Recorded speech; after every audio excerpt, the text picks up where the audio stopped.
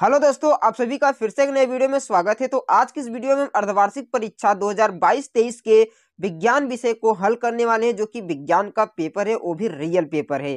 तो चलते हैं प्रश्नों की ओर चलते हैं। तो यहाँ पर देख सकते हैं पहला क्वेश्चन दिया है कि वेग परिवर्तन की दर को हम क्या कहते हैं, यानी जो वेग में परिवर्तन होता है उसे हम कहते हैं त्वरण। क्या कहते हैं?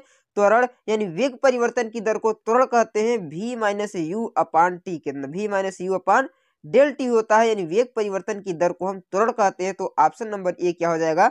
राइट हो जाएगा। दूसरा क्वेश्चन दिया है कि चाल समय ग्राफ की ढाल क्या प्रदर्शित करता है। जैसे मान लीजिए कि ये हो गया ग्राफ, क्या हो गया? ग्राफ। यहाँ हो गया चाल और यहाँ हो गया क्या? समय। क्या हो गया? समय। तो चाल समय ग्राफ किसको प्रदर्शित करेगा? तो वेग परिवर्तन की दर को हम त्वरण कहते हैं, या तो आप वेग का, क्या होगा इसका? वेग तो नहीं होगा क्योंकि चाल की है, तो इसका विस्थापन उत्तर हो जाएगा। क्या हो जाएगा? विस्थापन हो जाएगा। तो ऑप्शन नंबर ए सी क्या हो जाएगा? राइट हो जाएगा। उसके बाद कहा है कि बल का मात्रक क्या होता है। बल का मात्रक क्या है? तो बल का मात्रक आप जानते हैं कि F बराबर होता है m इंटू ए। क्या होता है? m इंटू ए। तो m का होता है किग्रा, ए का होता है मीटर पर सेकंड स्क्वायर। तो किग्रा मीटर पर सेकंड स्क्वायर हो जाएगा। तो ऑप्शन नंबर बी आपका बिल्कुल राइट हो जाएगा, किग्रा मीटर पर सेकंड स्क्वायर। उसके बाद कहा है कि यमकेश पद्धति में भार मात्रक है। तो भार का मात्रक क्या होता है? तो भार का मात्रक न्यूटन होता है। भार भी एक बल होता है, तो भार का मात्रक क्या होता है? न्यूटन होता है। तो ऑप्शन नंबर बी क्या हो जाएगा? राइट हो जाएगा। उसके बाद पांचवा दिया है कि निम्नलिखित में से कौन सी अदिश राशि है। अदिश का मतलब होता है जिस राशि में दिशा नहीं हो। परिणाम की आवश्यकता होती है, दिशा की आवश्यकता नहीं होती, उसे कहते हैं अदिश राशि। इसमें अदिश राशि है दूरी। क्या है? दूरी एक अदिश राशि है, बाकी बल, विस्थापन और त्वरण एक सदिश राशि है। अगला क्वेश्चन दिया हुआ कि बल F, द्रव्यमान m, त्वरण a में क्या संबंध होता है। तो न्यूटन का दूसरा नियम कहता है F बराबर m इंटू ए। क्या होता है? F बराबर m इंटू ए। तो कौन सा सही हो जाएगा? तो ऑप्शन नंबर ए आपका बिल्कुल राइट हो जाएगा, F बराबर m इंटू ए। उसके बाद 7 नंबर क्वेश्चन दिया कि संवेग का सही सूत्र क्या होता है। तो संवेग P बराबर होता है m इंटू भी। क्या होता है? P बराबर m इंटू भी। तो ऑप्शन नंबर ए क्या हो जाएगा? राइट हो जाएगा, P बराबर m इंटू भी। उसके बाद 8वां नंबर क्वेश्चन दिया हुआ है कि अनिश्चित आकार वाले पदार्थ क्या कहलाते हैं। इसका मतलब है कि वैसे पदार्थ जिसका आकार निश्चित नहीं हो, अनिश्चित हो, उसको कहते हैं अनिश्चित आकार वाले पदार्थ। अगर हम ठोस की बात करते हैं तो ठोस का आकार और आकृति दोनों निश्चित होता है, तो इसका ऑप्शन ए सही नहीं होगा। अगर हम द्रव की बात करते तो द्रव का जो होता है आकार तो निश्चित नहीं होता है, लेकिन आकृति निश्चित होती है। अगर हम गैस की बात करें तो इसका गैस का आकार और आकृति दोनों निश्चित नहीं होती है। जिसका पूछा है कि निश्चित आकार नहीं होता, तो द्रव और गैस का निश्चित आकार नहीं होता। तो ऑप्शन नंबर डी आपका क्या राइट हो जाएगा?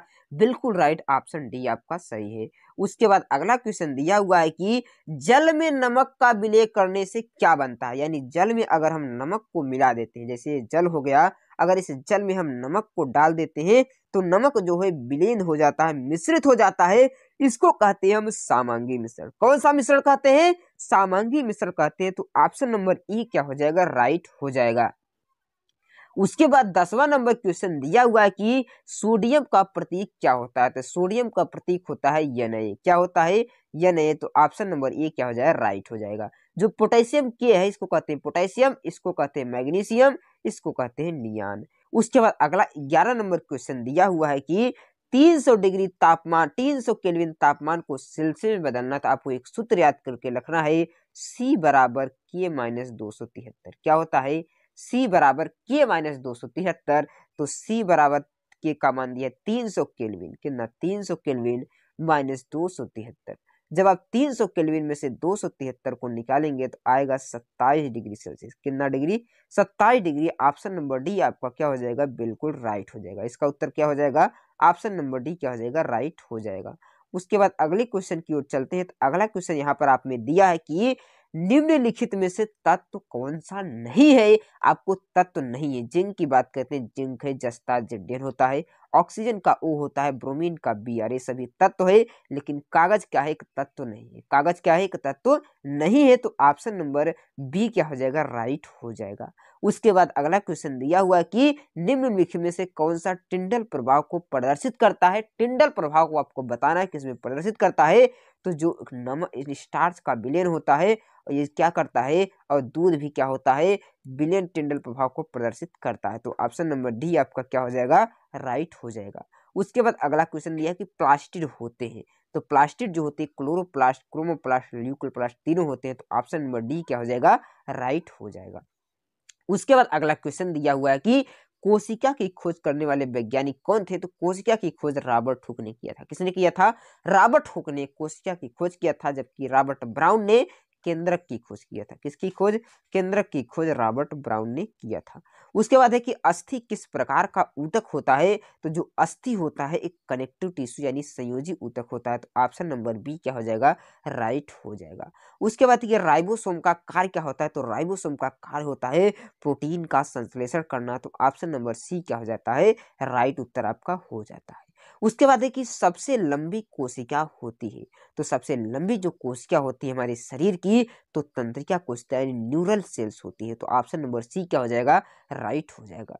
उसके बाद कोशिका भित्ति मुख्यतः किसकी बनी होती है, तो जो कोशिका भित्ति मुख्यतः होती है वह सेलुलोज की बनी होती है। किसकी बनी होती है, सेलुलोज की बनी होती है। ऑप्शन नंबर सी क्या हो जाएगा, राइट हो जाएगा। इसके बाद अगले खंड से पहला क्वेश्चन दिया हुआ है कि न्यूटन के गति विषयक का तृतीय नियम क्या है, तो आपको न्यूटन के गति विषयक का तृतीय नियम जो कि है क्रिया प्रतिक्रिया का नियम, कौन सा नियम, क्रिया प्रतिक्रिया का नियम, इसके बारे में आपको लिखना है, जो कि कहता है प्रत्येक एक्शन पर एक प्रतिक्रिया होती है। यदि आप किसी को मारते हैं एक थप्पड़ तो आपके हाथ में भी चोट लगती है, इसी को कहते हैं क्रिया प्रतिक्रिया का नियम लिखना है।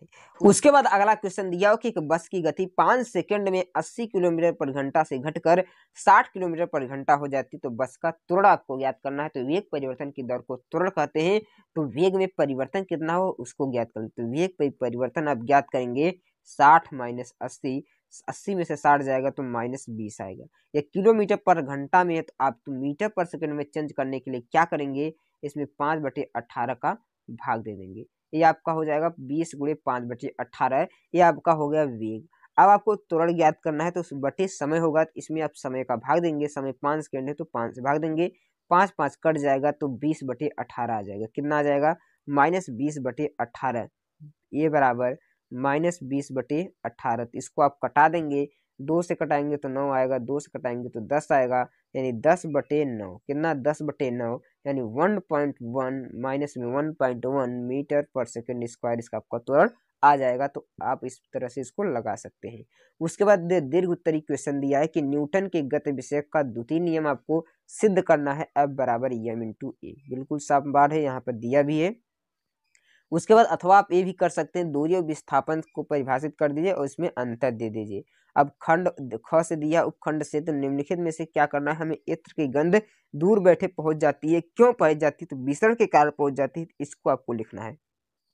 उसके बाद मिश्रण और यौगिक में अंतर बताना है, विलयन क्या है इसके 2 उदाहरण और गुणधर्म के बारे में लिख देना है।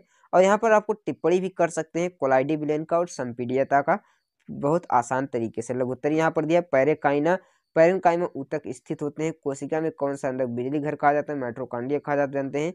यह प्लाज्मा झिल्ली, यदि प्लाज्मा झिल्ली फट जाए या टूट जाए तो क्या होगा, ये भी बना सकते हैं। तीनों प्रकार की पेशी चित्र बनाकर अब से पक्षी वर्ग के स्तनधारी वर्ग में क्या अंतर है, इसका उत्तर भी आप दे सकते हैं। इन सभी क्वेश्चन का आप अपने बुक से उत्तर लिख लेंगे, बहुत ही आसान क्वेश्चन दिए हुए हैं।